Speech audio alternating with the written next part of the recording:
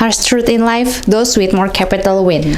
Alfred Marshall, seorang ekonom terkemuka, mengatakan, capital is that part of wealth which is devoted to obtaining further wealth. Artinya, modal adalah bagian dari kekayaan yang digunakan untuk menghasilkan kekayaan lebih lanjut. Bukan sekedar privilege, bukan keberuntungan, tapi ada hukum dasar yang bikin orang kaya selalu lebih menang dalam permainan finansial. Hukum pertumbuhan eksponensial. Modal melahirkan modal. Dan modal itu tumbuh dengan cara yang berbeda dari gaji bulanan. Bayangin dua orang A kerja dari jam 9 sampai jam 5, gajinya 5 juta per bulan. Dan orang B, anak orang kaya yang punya 6 miliar dari warisan yang diinvestasikan ke saham dengan return 10% per tahun. Pertumbuhan mereka dalam setahun, orang A kerja 40 jam per minggu, dapat 5 juta kali 12 yang berarti 60 juta setahun. Dan kalau orang A berhenti bekerja, maka nggak ada pemasukan sama sekali, uangnya berhenti masuk. Sedangkan di orang B, uangnya tumbuh sendiri 10% setiap tahun. Dari 6 miliar bertumbuh menjadi 6,6 miliar dalam setahun, yang berarti untung 600 juta. Dan orang B bisa hidup dari modalnya saja tanpa perlu bekerja sama sekali. Dan ini baru setahun. Gimana kalau 10 tahun?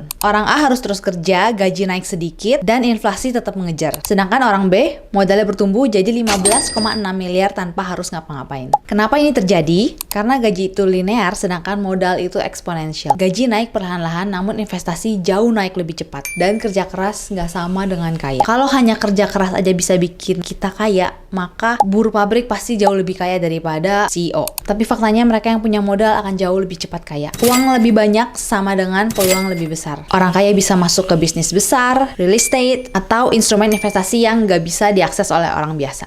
Ya, memang pada kenyataannya hidup nggak adil. Ada yang lahir udah dapat modal besar dari orang tuanya, ada juga yang lahir dengan modal nol, atau bahkan minus. Tapi apa yang bisa kita lakukan kalau kita kurang beruntung dalam hidup ini? Kerja, dan kerja, kumpulin modal, investasikan, sampai bisa nutupin pengeluaran hidup. Meskipun yang punya modal besar tetap pasti akan menang dalam jangka panjang. Tapi apapun itu, nggak perlu di-compare, fokus ke jalan kita sendiri aja. Bye, see you di video selanjutnya.